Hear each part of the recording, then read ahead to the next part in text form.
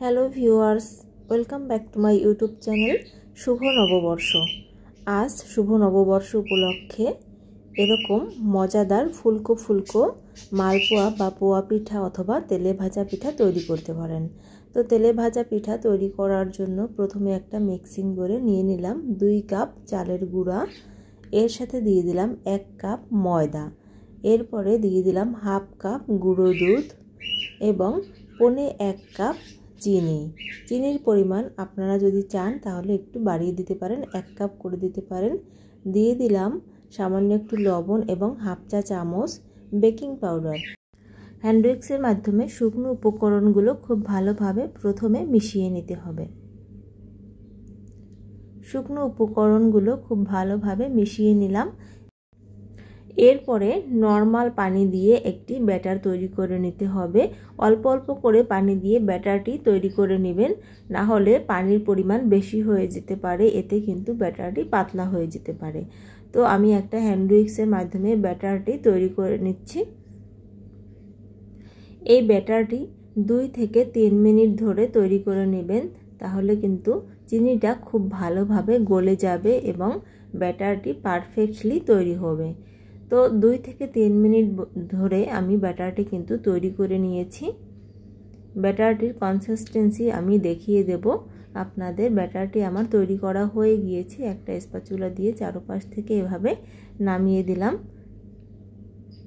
এরপরে আমি আপনাদের দেখিয়ে দিচ্ছি যে ব্যাটারের ঘনত্ব কীরকম হবে।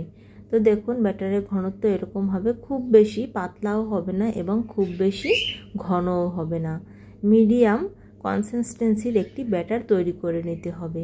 তো এ পর্যায়ে আমার ব্যাটারটি তৈরি হয়ে গিয়েছে। এখন আমি এই ব্যাটারটি রেস্টে রেখে দেব 10 মিনিটের জন্য।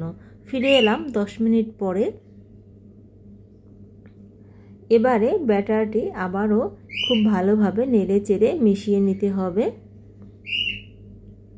তো আমার ব্যাটারটি কিন্তু একদম পারফেক্টলি রেডি পিঠা তৈরি করার জন্য। এরপরে চুলায় আমি একটা কড়াই বসিয়ে দিয়েছি এবং কড়াইটি খুব ভালোভাবে গরম হলে এর ভিতরে দিয়ে দিলাম পরিমাণ মতো তেল। যেহেতু এটা ডুবো তেলে ভাজার পিঠা, তো একটু তেলের পরিমাণ বেশিই লাগবে। এরপরে এরকম একটা ছোট প্লেটের মতো এটা আমি দিয়ে দিলাম তেল খুব ভালোভাবে গরম হওয়ার পরে। এরপরে প্লেটটি এভাবে তুলে নিতে হবে। এরপরে প্লেটের উপরে এভাবে ব্যাটারটি দিয়ে দিতে হবে। একটু ট্যাপ করে নিলেই দেখবেন যে ব্যাটারটি চারিদিকে ছড়িয়ে গিয়েছে। এরপরে আস্তে তেলের ভিতরে ছেড়ে দিতে হবে। তো তেলের ভিতরে ছেড়ে দেওয়ার 1 মিনিটের মধ্যেই দেখবেন যে 1 মিনিট না 30 সেকেন্ডের মধ্যেই যে ব্যাটারটি এভাবে ছেড়ে এসেছে এবং খুব ভালোভাবে ফুলে উঠেছে। দেখুন কত সুন্দর পিঠাটি ফুলে উঠেছে। তো এরপরে উল্টে পাল্টে এভাবে পিঠাটি ভেজে নিতে হবে। একটি পিঠা ভাজতে 1 থেকে 1.5 মিনিটের মতো সময় লাগতে পারে। চুলার আঁচ অবশ্যই মিডিয়ামে রেখে পিঠাটি ভেজে নিতে হবে, হাই হিট দেওয়া যাবে না, তাহলে কিন্তু পিঠাটি পুড়ে যেতে পারে। তো এরপরে আমি আরেকটি পিঠা আপনাদের ভেজে দেখাচ্ছি। এভাবে যদি পিঠাগুলো তৈরি করেন তাহলে কিন্তু সবগুলো পিঠা সমান হবে, গোলুমলু হবে এবং দেখতে কিন্তু ভীষণ সুন্দর হবে।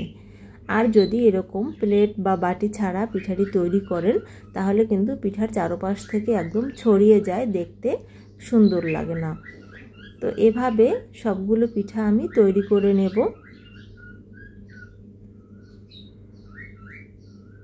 উল্টে পাল্টে পিঠাটি আমি ভেজে নিয়েছি।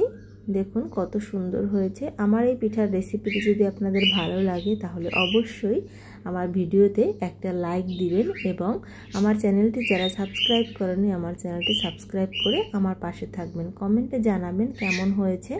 দেখুন পিঠাটি কিন্তু কতটা সফট হয়েছে। আমি আপনাদের একটা পিঠা আমি ভেঙে দেখাবো যে পিঠার ভিতরে কতটা ফ্লাফি হয়েছে। দেখুন।